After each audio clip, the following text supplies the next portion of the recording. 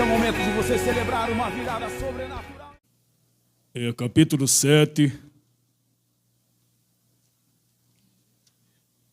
Vou ler o versículo 14, 15 e 16. Segundo livro de Crônicas, capítulo 7, versículo 14, 15 e 16, está escrito: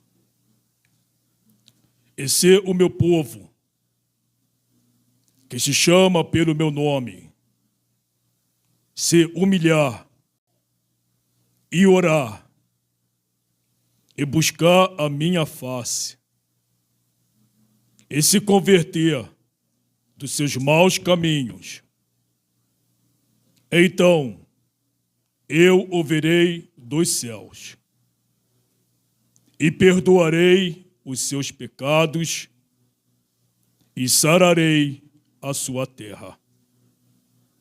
Agora estarão abertos os meus olhos e atentos os meus ouvidos à oração deste lugar.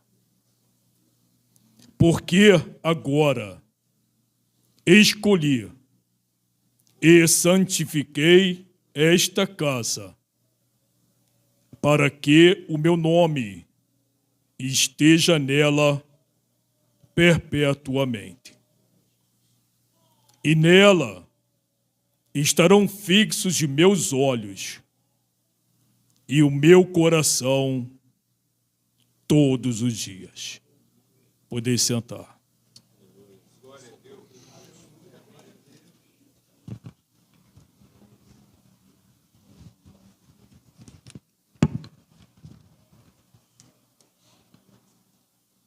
No decorrer do mês de janeiro, eu estudei todo o livro de 2 Crônicas. Eu estava estudando o livro de Apocalipse, dei uma pausa e estudei todo o livro, do primeiro ao último capítulo. Todos os versículos e cada palavra deste livro. E fiz um estudo para poder passar para a igreja com o único propósito, para a edificação da mesma. O segundo livro de Crônicas é uma continuação do primeiro. Nele é mencionada a coroação de Salomão como rei de Israel e a consumação do magnífico templo em Jerusalém, conforme a vontade do rei Davi. De acordo com a narrativa do livro de 2 Crônicas, o rei Salomão ele teve um reinado pacífico e próspero. Governou por 40 anos e foi mundialmente conhecido. A Bíblia Sagrada diz que reis e líderes viajaram até Jerusalém para ouvir a sabedoria do rei Salomão. Mas após a sua morte, seu filho Roboão assumiu o trono. Mas a imaturidade dele causou a divisão do reino. Israel foi dividida em 2 nações. Reino Norte permaneceu o nome Israel, 10 tribos, capital Samaria. E Reino Sul, Judá, 2 tribos, capital Jerusalém. É interessante nós notarmos que a partir de então, no reino de Judá, houve poucos reis bons, a maioria foi ímpia. O cronista, ele registrou fielmente as realizações e os insucessos de cada rei, atrelando o sucesso ou o fracasso ao fato de o rei obedecer ou não a Deus. Os bons governantes obedeceram às leis divinas, destruíram os centros de idolatria e não fizeram alianças com nações ímpias. Mas, em contrapartida, os maus governantes levaram a nação a uma decadência espiritual e moral tão grande que, por fim, ela foi conquistada e levada em cativeiro para a Babilônia, e o magnífico templo em Jerusalém foi completamente destruído.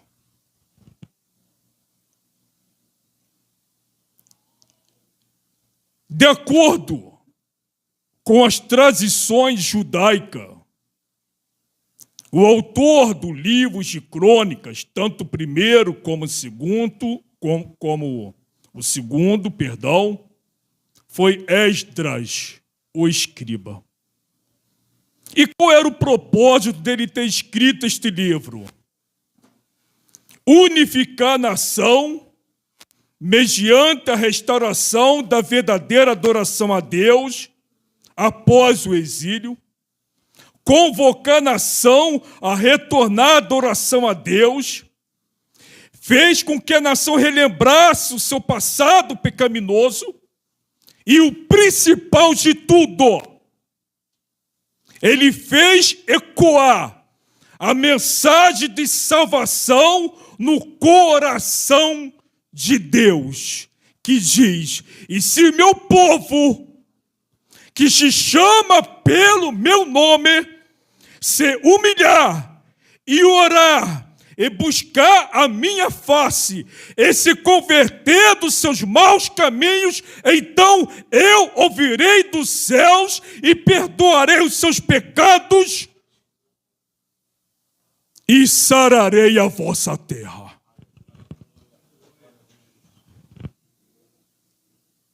E é exatamente esse texto aqui que vamos começar a desenvolvê-lo.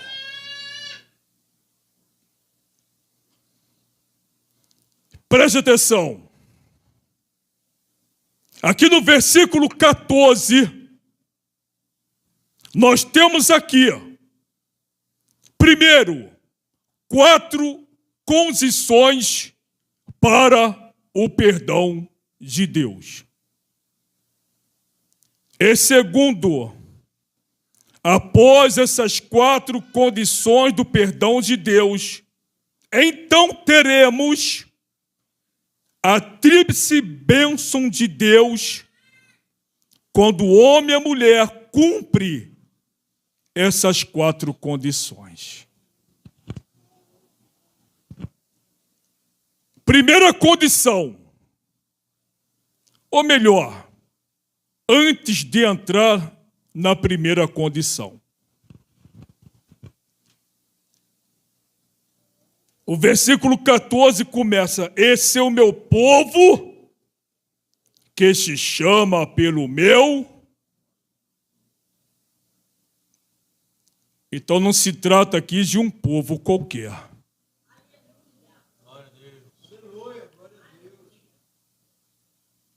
Aqui não se trata de um povo qualquer, mas um povo cujo nome chama-se povo de Deus.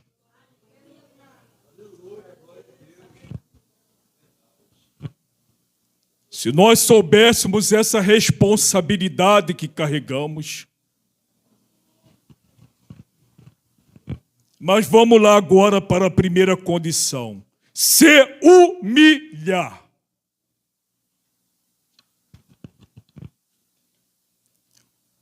O que significa, irmão Marcelo? Se humilhar. É muito simples. Humildade. Para admitir os pecados e erros cometidos. Tem muitos que não passam nem por essa primeira condição. Eu falo com muita tristeza. Eu conheço pessoas, não estou julgando ninguém, apenas faz parte do contexto para a nossa edificação, para que não cometemos o mesmo erro. Eu conheço pessoas que se declaram seguidores de Cristo, que não têm vergonha mais nenhuma de mostrar ódio e desprezo pelo seu próximo. Mas por que, irmão Marcelo? Porque lhe falta humildade. Um grande exemplo de humildade na Bíblia Sagrada eu encontrei em uma parábola, que é a parábola do filho pródigo. Aquele jovem, quando ele viu que tinha cometido um grande erro, ele disse: eu irei e retornarei à casa do meu pai e direi: pai, pequei. Pequei contra o Senhor e contra Deus. Eu não sou digno, pai, de ser chamado mais o teu filho, mas me faz somente como um dos teus empregados. Humildade, irmãos. Se por acaso alguém pecar contra você e vier até você e te pedir perdão, perdoa, irmão. Seja humilde.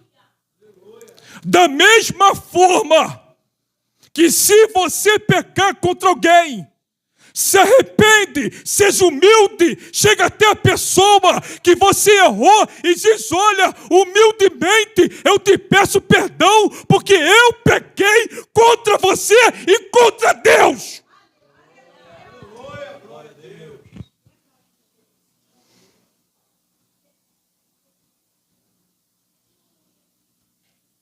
Abra aí Lucas capítulo 18, por favor. Versículo 9 a 14.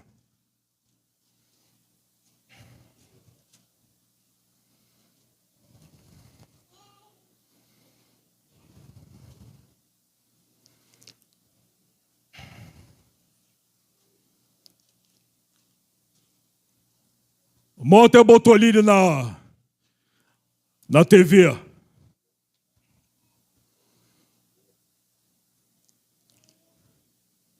Existe também esta parábola. É interessante o versículo 9. Eu estava meditando ele em casa. Existe também esta parábola. Preste atenção. A uns que confiavam em si mesmos, crendo que eram justos e desprezavam os outros.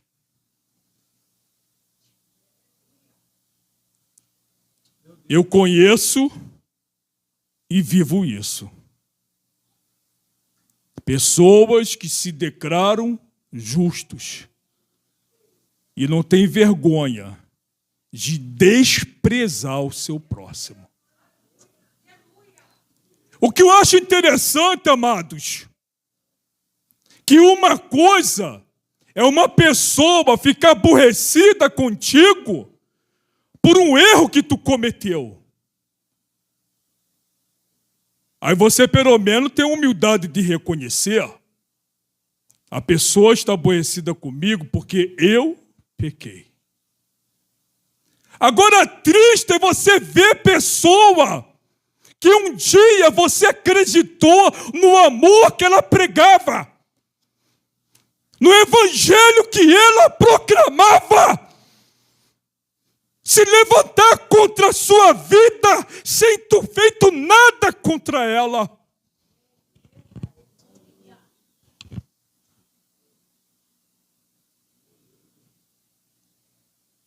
Aqui você conhece toda a história. O fariseu estava se exaltando, enquanto o publicano disse: ó Deus, tem misericórdia de mim, pecador. E disse-lhe Jesus: digo-vos que este desceu justificado para a sua casa, e não aquele. Porque qualquer que a si mesmo se exalta, será humilhado. E qualquer que a si mesmo se humilha, será exaltado. Quem pode glorificar o Senhor?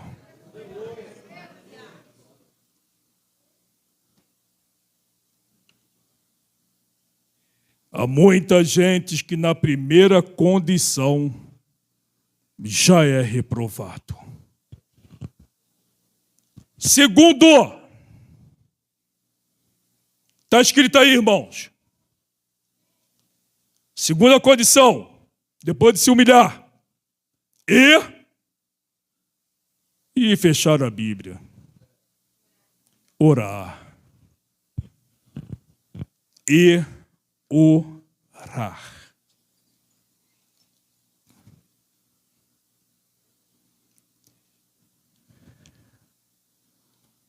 Apesar daqui ser uma oração de pedir perdão a Deus, eu escrevi aqui oração e súplica de perdão, que o povo de Deus deve clamar pedindo-lhe misericórdia e deve depender totalmente dele e confiar nele para a sua intervenção. Eu lembrando aqui algumas mensagens anteriores que eu havia pregado e vendo o poder que há na oração.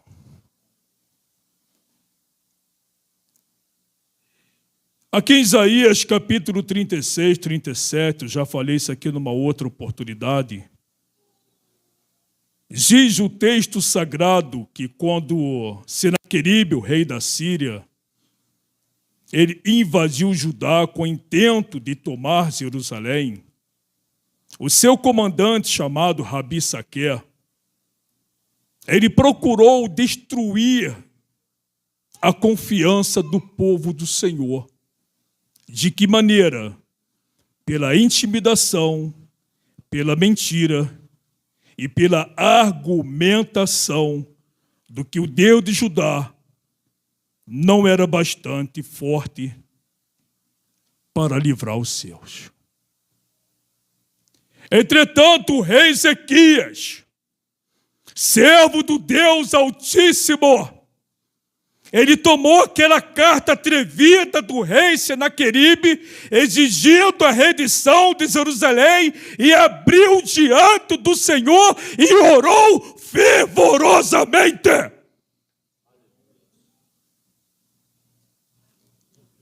Diante das nossas aflições, não tem outra coisa a fazer a não ser dobrar os nossos joelhos e, como o rei Ezequias, apresentar a Deus as nossas aflições. Apresentar a Deus também aqueles que lhe afrontam. Diz o texto sagrado que Deus enviou um anjo, todo mundo conhece essa história, ao arraial dos assírios, e matou 185 mil soldados armados até os dentes. Lá no livro de Josué diz que quando Josué orou ao Senhor, o sistema solar parou. E diz lá no versículo 14 do capítulo 10: ouvindo o Senhor, assim, a voz de um homem.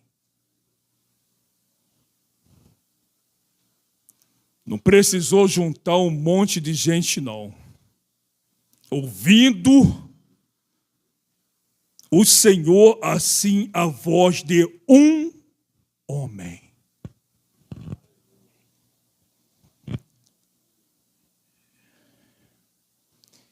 Eu conheço um homem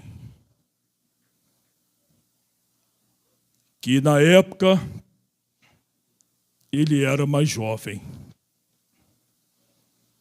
Hoje ele já está coroa. E este jovem homem,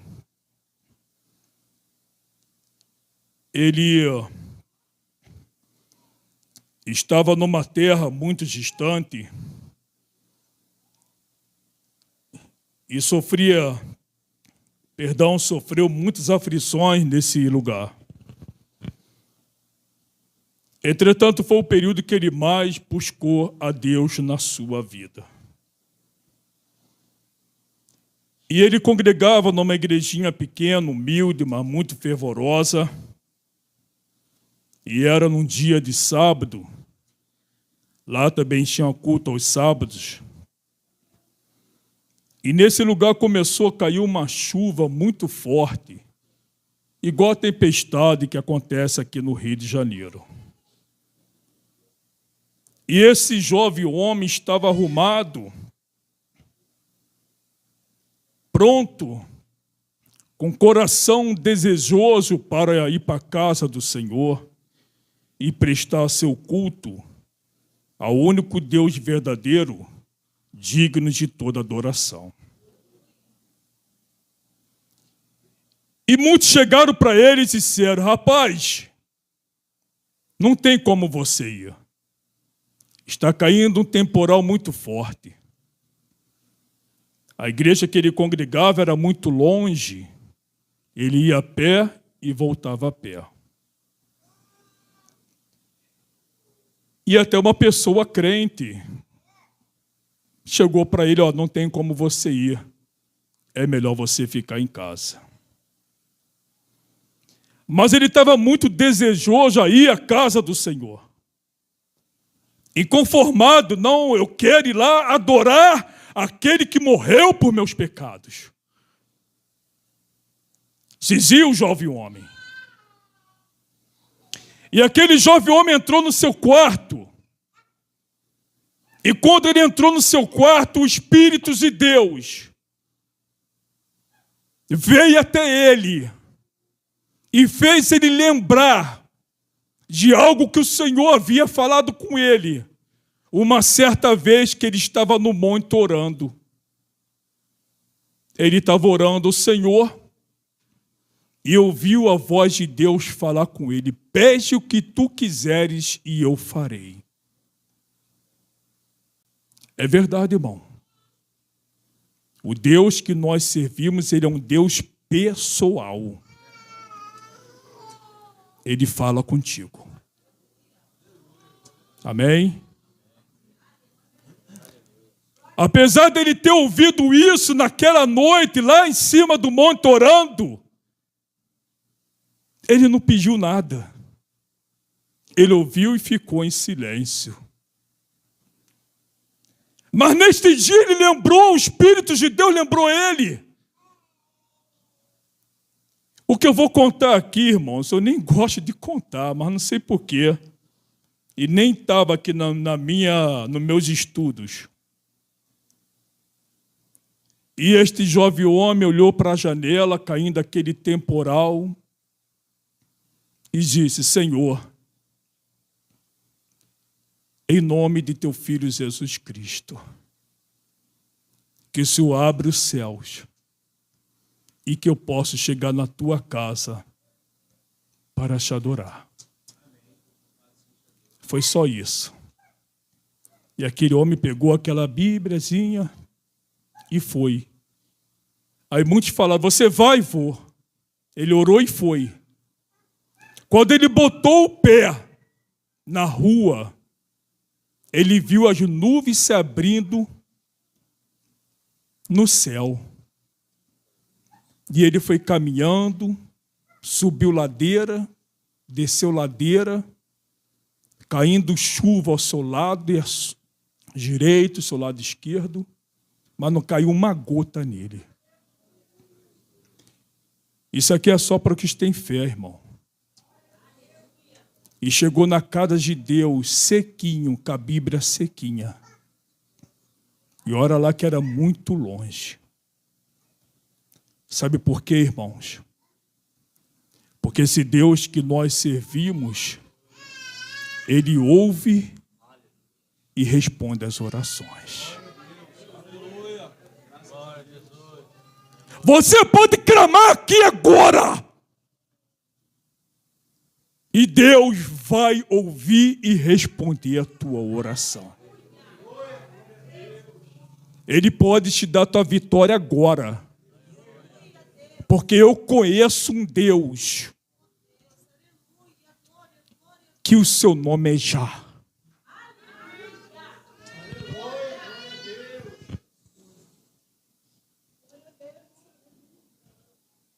Eu só não vou contar quem era esse jovem homem. É um mistério.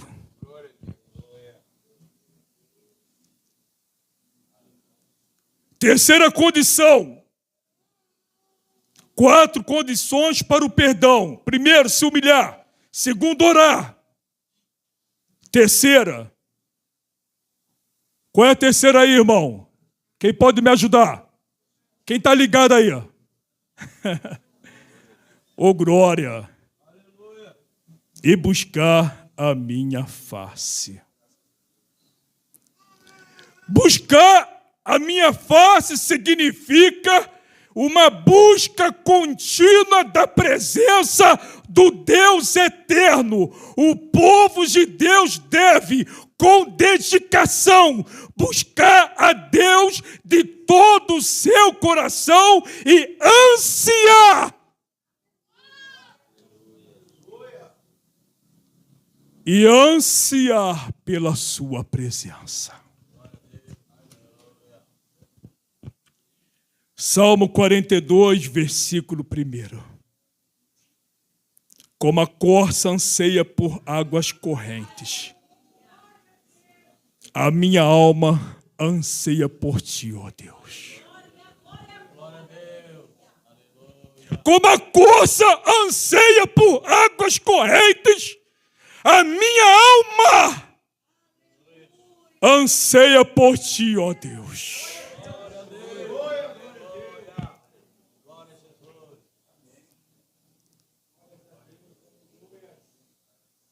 Vou dar 1 minuto para vocês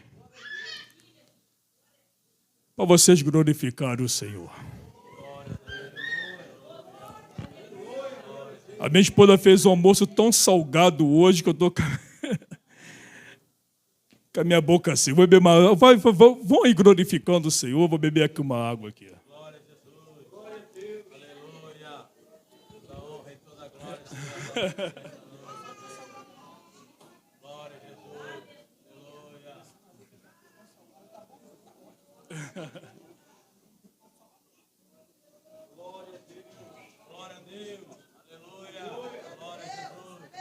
E eu acho que vocês estão tímidos, hein? Olha lá que eu sou tímido beça, hein? Eu só casei que é minha esposa que deu em cima de mim. Ela me viu, achou bonitinho. Pelo menos na época, né? Não sei hoje, né?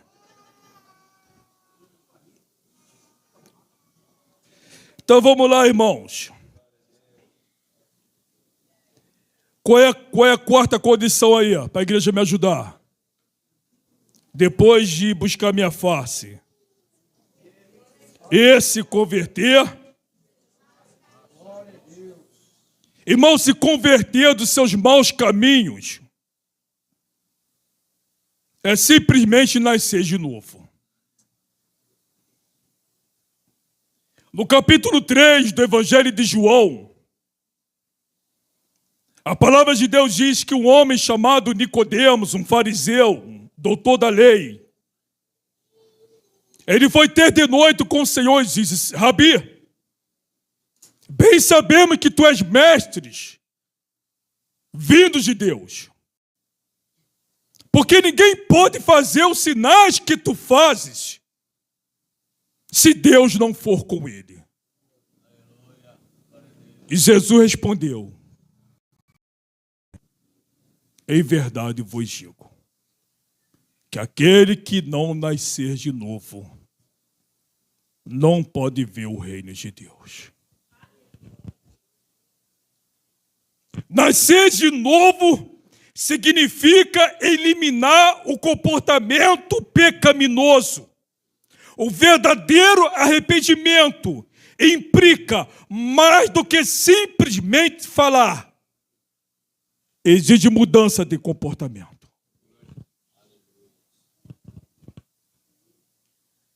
Novamente,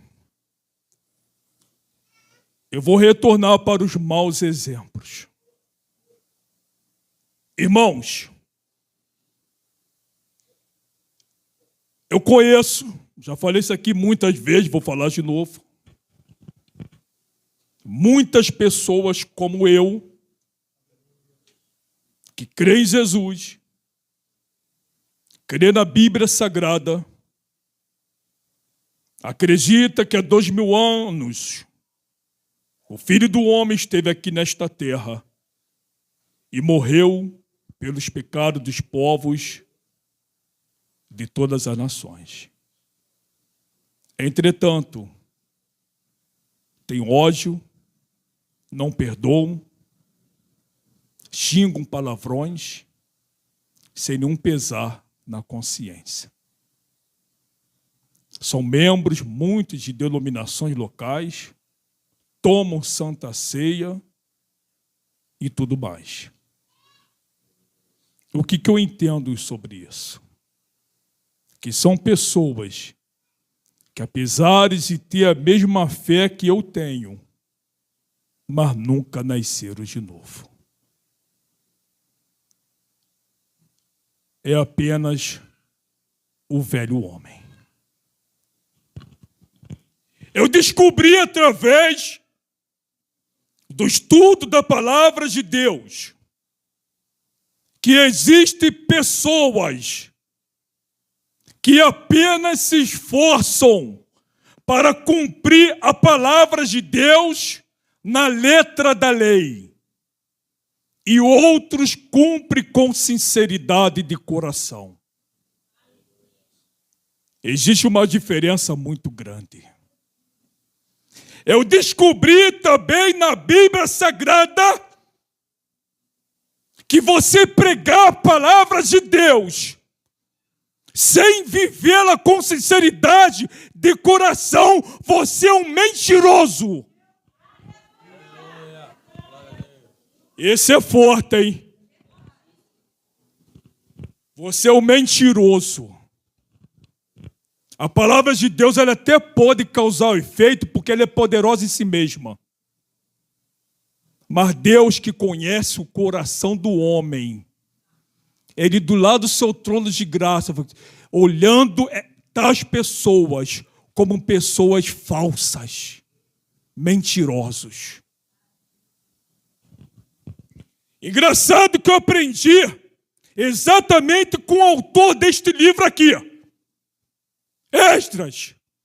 No livro que leva o seu nome, capítulo 7, esqueci o versículo, mas me perdoe, eu sei que está no capítulo 7, que diz que Esdras preparou o seu coração, primeiro, para buscar a lei do Senhor. Ou seja, estudar minuciosamente a palavra de Deus. Segundo, para a cumprir. Ou seja, conforme ele foi estudando a lei do Senhor, ele foi cumprindo a palavra de Deus. E por último, a ensinar em Israel os seus estatutos e mandamentos. 7:10. Exatamente. Está ali, ó. A igreja pode ler. Primeiro, ele estudou. Segundo, ele passou a cumprir a palavra de Deus. E por último, ele foi ensinar. Tu quer pregar a palavra de Deus? Siga o exemplo de Esdras. Está ali, ó. Siga o exemplo de Esdras. Estuda, cumpre e depois prega. É forte. Meus amados, após cumprir essas 4 condições para o perdão, vamos agora para as 3 bênçãos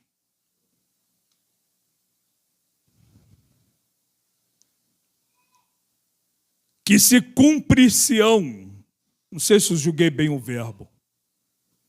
Quando você cumpre essas 4 condições. Então preste muito bem atenção, irmão. Para que as 3 promessas de Deus descritas aqui nesse mesmo versículo, ele venha se cumprir na sua vida e na minha vida, eu tenho que me humilhar, eu tenho que orar, eu tenho que buscar a face de Deus e eu tenho que nascer de novo. Aí vai se cumprir 3 promessas de Deus na minha vida. E vamos ver aqui agora, porque a hora não passa. Então, já começa assim, ó. Então, eu ouvirei dos céus. O que isso significa, irmão Marcelo? Que Deus desviará a sua ira do seu povo, ouvirá o seu clamor e atenderá a sua oração. Em outras palavras, os olhos, os ouvidos e o coração de Deus estarão atentos à sua oração.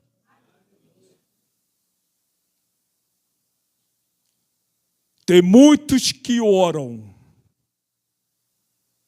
mas poucas são respondidas. Para você ter a sua oração ouvida e respondida por Deus, se humilha, ora, busca a sua face e se converta dos seus maus caminhos.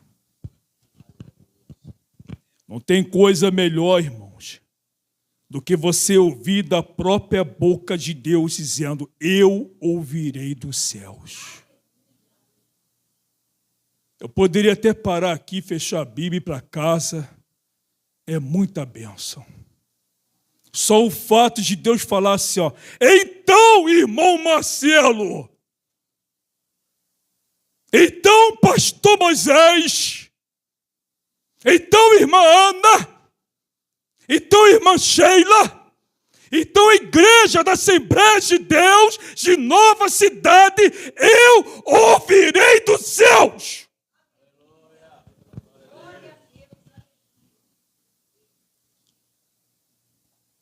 É Deus falando aqui.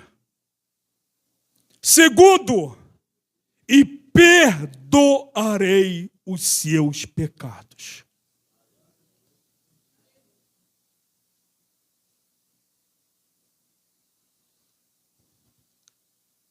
Eu pensei, Senhor, o que vou desenvolver aqui? E perdoarei os seus pecados. Eu não posso, igreja, falar de perdão de pecados sem falar da cruz de Cristo.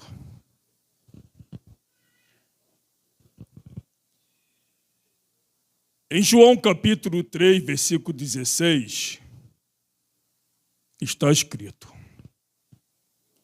porque Deus amou o mundo de tal maneira que deu o seu Filho unigênito para que todo aquele que nele crê não pereça, mas tenha vida eterna. Um dia, Deus encarnou. O poderoso Criador se tornou uma parte da criação, limitada pelo tempo, limitado pelo espaço, sucessível ao envelhecimento, às enfermidades e à morte. Mas o amor o impeliu. Então ele veio tão somente para livrar e salvar todos aqueles que estavam perdidos e dar-lhe o presente da eternidade. O Filho do Homem, há 2000 anos atrás, ele foi amaldiçoado, ele foi cuspido, ele foi humilhado, ele foi atravessado por pregos, colocaram uma coroa de espinhos sobre a sua cabeça e o penduraram no madeiro em direção ao céu para que todos pudessem escarnecer de sua pessoa.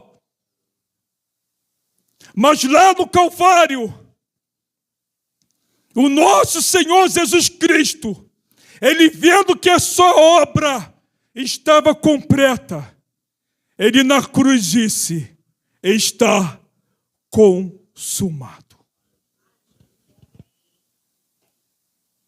Essa palavra na língua original, no grego, ou melhor, essa frase é tetelestai.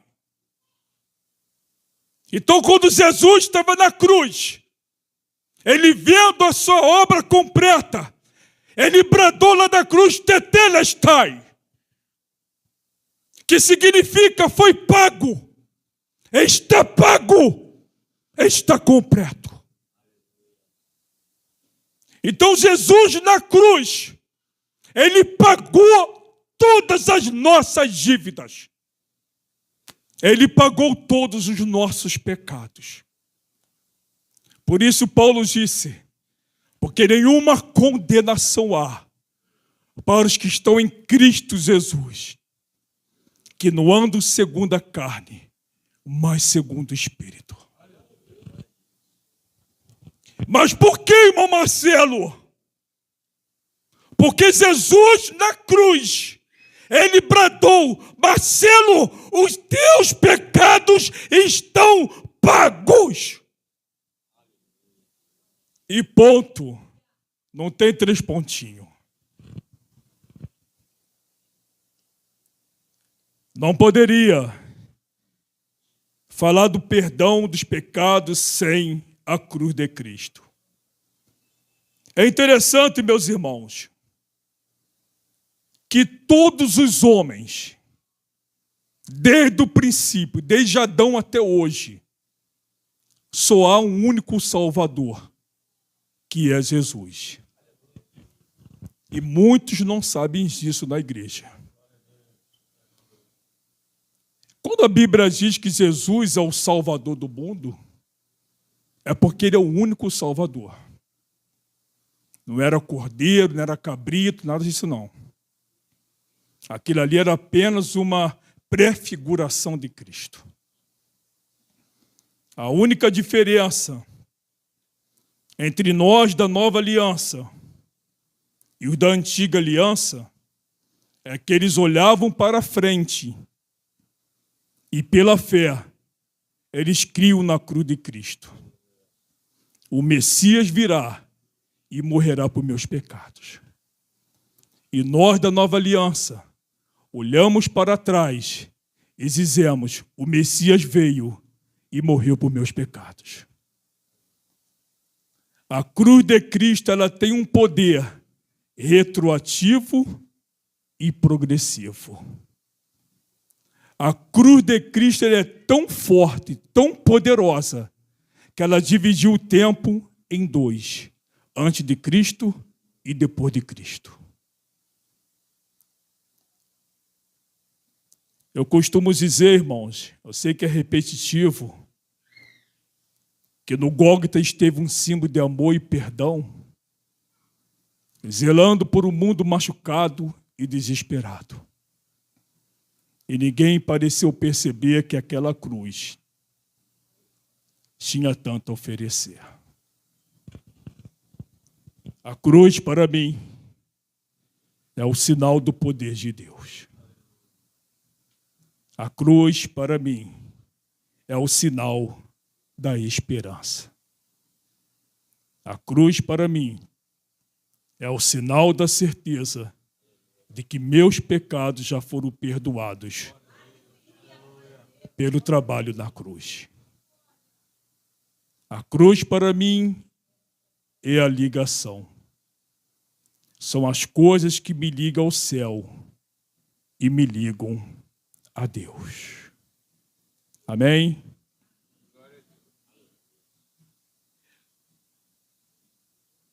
Vamos aqui para a terceira bênção. Proveniente após as 4 condições para o perdão. Quem pode ler aí para mim aí? E sararei a sua terra. O que é isso, irmão Marcelo? Sarar a sua terra.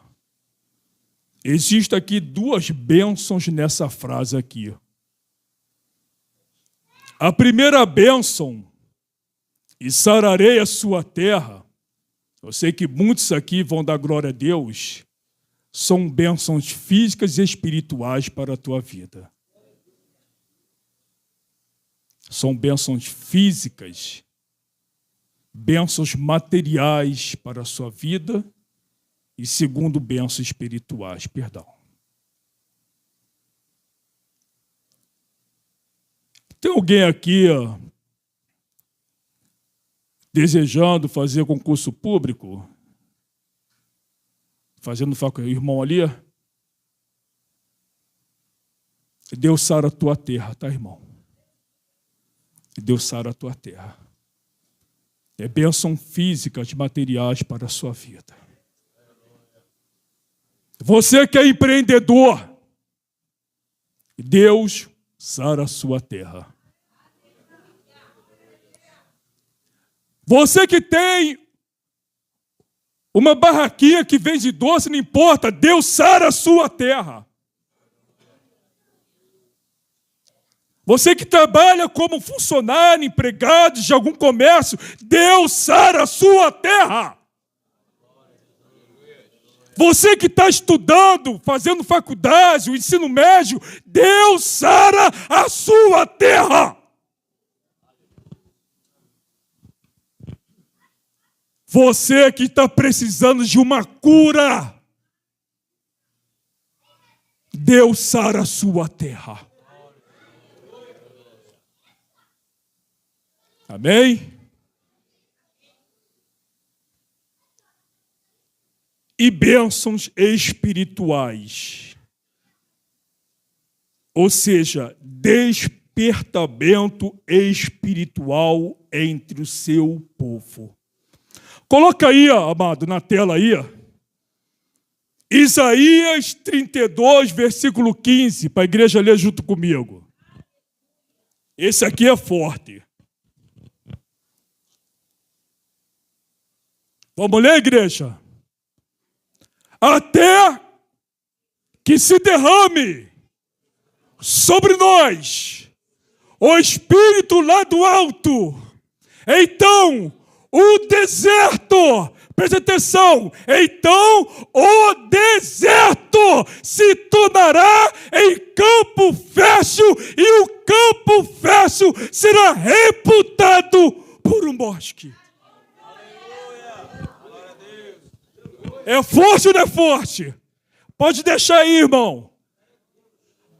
Está lá escrito lá, então, o deserto se tornará em campo fértil.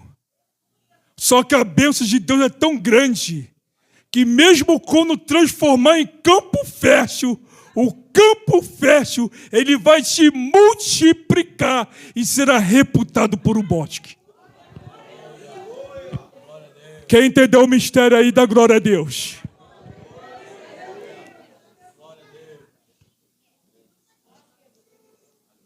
Para terminar, eu estou me educando na pregação, estou aprendendo com o pastor Moisés, mas de vez em quando eu olho o pastor Moisés, ele é um exemplo para a minha vida, não estou sendo hipócrita. Ele é um exemplo para a minha vida. A maneira, a postura, como ele prega, é um exemplo. Versículo 15 e 16. Coloca aí, abençoado. 2 Crônicas, capítulo 7, 15 e 16. Agora, o que eu vou falar aqui é um mistério fortíssimo, hein? Presta atenção, hein? Eu vou até dar um conselho, segura no banco, aí senão tu vai cair. Brincadeira, brincadeira. Agora estarão abertos meus olhos e atentos os meus ouvidos à oração deste lugar. O outro, porque agora escolhi e santifiquei esta. Rapaz, vocês estão bons, hein? Para que meu nome esteja nela. E nela estarão fixos meus olhos e o meu coração.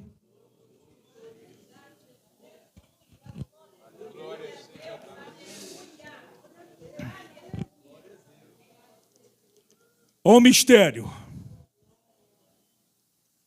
Quando cristãos se reúnem para adorar a Deus, preste muito bem atenção. Quando os cristãos se reúnem para adorar a Deus, experimentam sua presença, preste muito bem atenção, hein? Experimentam sua presença de uma forma que dificilmente poderiam experimentar individualmente. Eu vou até repetir. Quando os cristãos se reúnem para adorar a Deus, experimentam a presença do Senhor de uma forma que dificilmente poderiam experimentar individualmente. Mas por que, irmão Marcelo? Porque Deus faz maravilhas no meio do seu povo.